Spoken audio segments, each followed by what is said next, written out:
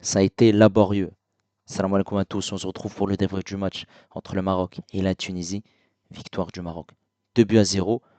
Des buts qui ont été inscrits par Hakimi à la 80e minute de jeu. El Kaabi, 90 plus 4 minutes de temps additionnel. Merci aux personnes qui étaient présentes avec moi en live. Pour suivre ce match, n'hésitez pas à liker et à vous abonner si vous êtes nouveau.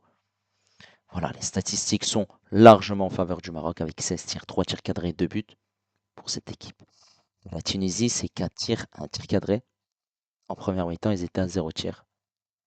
Forcément, la possession a l'avantage des Marocains, 61%, 39 pour la Tunisie, 449 passes pour le Maroc, 296 pour la Tunisie, précision de passe à 84%, 79 pour la Tunisie, 13 fautes marocaines, 22 pour la Tunisie, un carton jaune pour les deux équipes, un carton rouge obtenu par Abdi, deuxième carton jaune, 2 hors-jeu pour la Tunisie, 7 corners pour le Maroc et 4 pour la Tunisie. Et là, on est parti en image pour les deux buts du match. 79e minute de jeu, cette équipe du Maroc va obtenir plusieurs corners à la suite. Suite à ce corner qui va être tiré, et tiré par Ben Seguer, et Hakimi se retrouve tout seul dans cette surface de réparation. Il tire, il marque ce but pour permettre au Maroc de mener 1 but à 0. Et ensuite, on voit sur cette image-là que Regragui est quand même content parce que c'est un soulagement que le Maroc ait pu marquer ce but, mais il est en discussion avec son adjoint pour essayer de voir c'est quoi les réglages qu'il faut faire pour essayer de marquer d'autres buts. Là, on voit Hakimi qui demande à la foule de faire encore plus de bruit et de les soutenir. Et ensuite, à la 90 plus 4 minutes de temps additionnel, on va voir Sanadi qui va accélérer, qui va se projeter pour servir El Kaabi. Frappe pied gauche enroulé, Tahman est battu. La joie de El Kaabi, ça fait 2-0. Ça a été plutôt compliqué parce que cette équipe de la Tunisie a fait que de défendre, mais au moins ils ont gagné. Dans le contenu, on n'est pas du tout satisfait parce que tu as réussi à débloquer la situation qu'à partir de la 80e minute de jeu.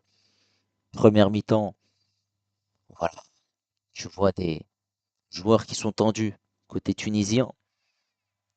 Dès le début du match, tu as cette faute d'Abdi sur Amrabat. Et forcément, c'est ça s'est passé comme ça, au fur et à mesure de la rencontre, où l'arbitre n'a pas du tout géré le match. De faute sifflée, alors que par moments, c'était des légers contacts où il devait plutôt laisser l'avantage. Après, certes, il y a eu beaucoup de fautes d'anti-jeu de la part de la Tunisie. Quand tu as 0 tir cadré en première mi-temps, ça montre clairement que tu es venu jouer les contre-attaques à fond. Sauf que ça a été compliqué en première mi-temps parce qu'ils ont été confisqués de ballon. Cette équipe du Maroc a eu des coups de pied arrêtés, mais des occasions qui sont passées au-dessus. Voilà. Pas d'occasion clairement franche. Nesri, il a une occasion de la tête, mais ça reste insuffisant. Tu arrives à déborder, tu arrives à te retrouver aux abords de la surface de réparation. Mais cette équipe de la Tunisie défend parfaitement bien, clairement, parce que bah, tout le monde est derrière, mais personne n'est devant. Alors que le Maroc, la plupart des joueurs sont dans la deuxième partie du terrain. Et du coup, on assiste à une équipe qui attaque et une autre qui défend. Même si la première mi-temps, on a vu quand même par séquence cette équipe tunisienne ressortir le ballon, essayer de jouer, de proposer quelque chose. Mais c'était compliqué. Deuxième mi-temps, on a vu cette équipe de la Tunisie qui a eu du mal. Il y a eu ce changement quand même avec l'entrée de Mastouri à la place de Chawat pour essayer de, pourquoi pas marquer un but, puisque Mastouri est en forme ces derniers temps avec cette équipe tunisienne. Sauf qu'on a vu une équipe marocaine qui a eu des occasions, qui a beaucoup raté. 3 tirs cadrés seulement. C'est pas si fameux que ça. Beaucoup de centres, beaucoup de déchets techniques, un gros manque de précision dans les passes. J'ai dit, le jeu, il faut arrêter, c'était un jeu haché. Et beaucoup de tension hein, dans l'atmosphère entre les joueurs marocains et les joueurs tunisiens, même si il y avait pas mal de centres qui venaient du côté gauche avec Ben Seguir, du côté droit avec Saïbari, il y avait quand même les débordements de Hakimi, et on a vu que ce n'était pas aussi opérationnel que d'habitude. Et on va y venir hein, par rapport à la prestation des joueurs marocains, mais voilà, pas mal de joueurs ont déçu. Il faut retenir que tu as quand même réussi voilà, à marquer sur coup de pied arrêté déjà, sur une erreur d'un joueur tunisien, puisqu'il laisse Hakimi tout seul tirer, et du coup il marque ce 11e but avec cette sélection marocaine. C'est son 84e match avec le Maroc. Et ensuite, bah, on a une équipe de la Tunisie qui essaie de défendre, qui fait ce qu'elle peut, parce que c'est compliqué, vu qu'elle est menée au score. Et surtout cette équipe marocaine, voilà, il y a eu un changement tactique. Le Maroc est passé en 4-4-2 avec l'entrée de Sanadi. Et voilà, dans un premier temps, c'était surtout une bataille dans les duels, dans l'agressivité. Avant qu'Abdi obtienne un deuxième carton jaune, il n'y a pas de penalty, il n'y a pas de faute de Bounou hein, sur Abdi. Deuxième carton jaune, carton rouge, en plus de ça, il rigole. Cette équipe tunisienne termine la rencontre à 10 contre 11. Et forcément, bah, tu encaisses ce but juste derrière. Erreur de concentration, où t'as Sanadi qui part et qui accélère. Très belle conduite de balle, qui fait cette passe décisive pour El Kaabi. El Kaabi, sans contrôle, qui frappe, pied gauche, frappe enroulée. Ça fait 2-0. Première sélection pour Sanadi qui fait une passe décisive.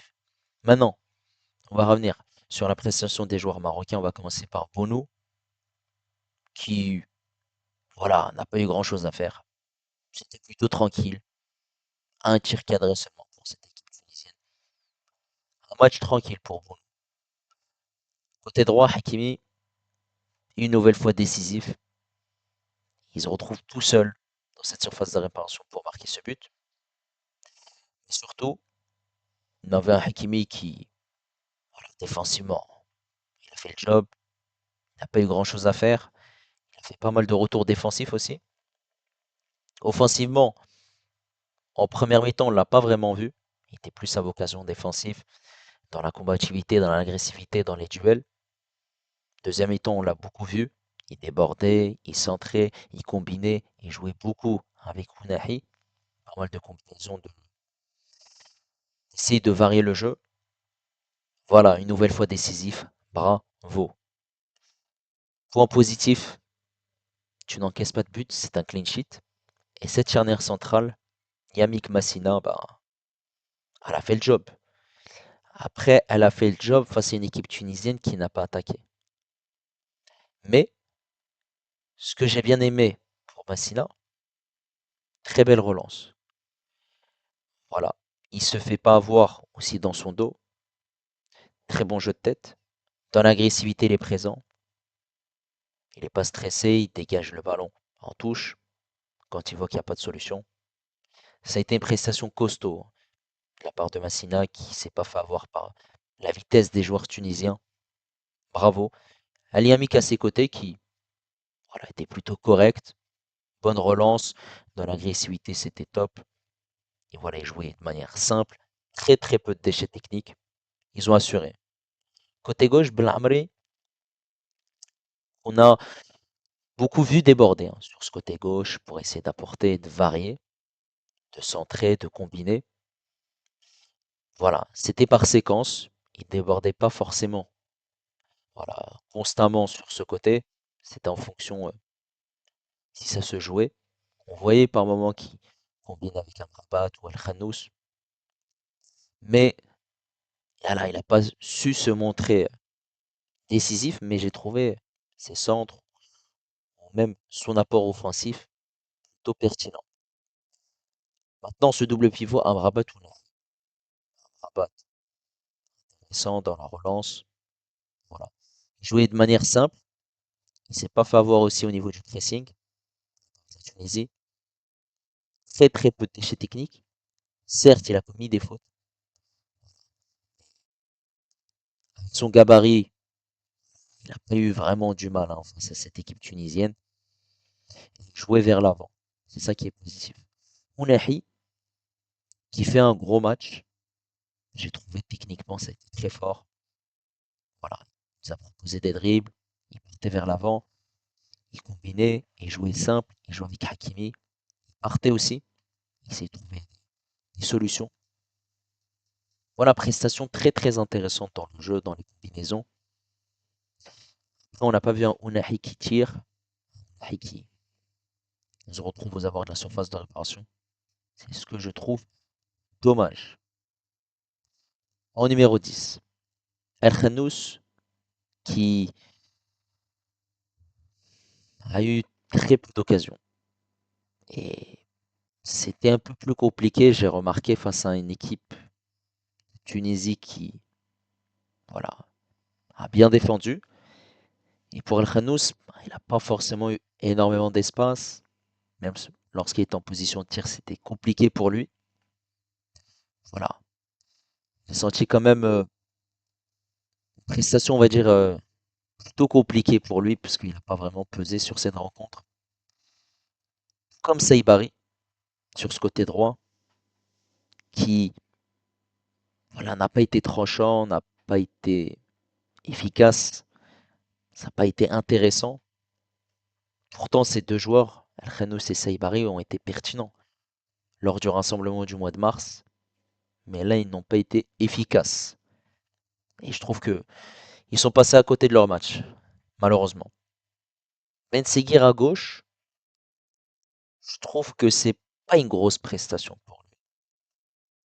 C'est encourageante parce que il a beaucoup apporté, il a dribblé, il a combiné, il a essayé de trouver des solutions de par des dribbles. Quand il voyait que c'était compliqué, il faisait la passe à son équipier. Il bougeait énormément. Ils ont trouvé, voilà, par moment dans ce rôle de numéro 10, par moment sur ce côté gauche, il a centré. Voilà, il a eu des occasions, mais ce qu'il a fait, ce n'est pas parfait parce que il fait une fin de saison très compliquée du côté de Monaco et on le ressent clairement que c'est plutôt compliqué, même si il s'est beaucoup proposé. Et en numéro 9, El Nesri, une occasion et sinon rien du tout. Pour dans le vide, tu devais mettre un attaquant qui peut proposer quelque chose. Pourquoi mettre El Nesri face à la Tunisie? Nesri, je le mets contre une équipe européenne. Moi, il y a deux joueurs, quand j'ai vu la composition d'équipe, je me suis dit, oh punaise, c'est Massina et El Nesri. Massina m'a fermé ma bouche. Par contre, El Nesri, toujours un problème. T'aurais pu mettre El Kaabi, t'aurais pu mettre Rahimi, puisque t'as pu mettre Saïbari qui est finalement apte à jouer le match. Et c'est ça que je trouve dommage, puisque on l'a clairement vu. Lorsqu'il y a eu ces changements, avec l'entrée d'El Kaabi à la place d'El Nesri, Rahimi à la place de Khanous, voilà, Rahimi il a un ballon en profondeur. Par de Ben Seguir, c'est compliqué, parce qu'il y a énormément de déchets techniques dans la fluidité des passes, dans le tempo. Le match était beaucoup haché. Et El Kaabi, l'entrée qu'il fait, elle est fracassante.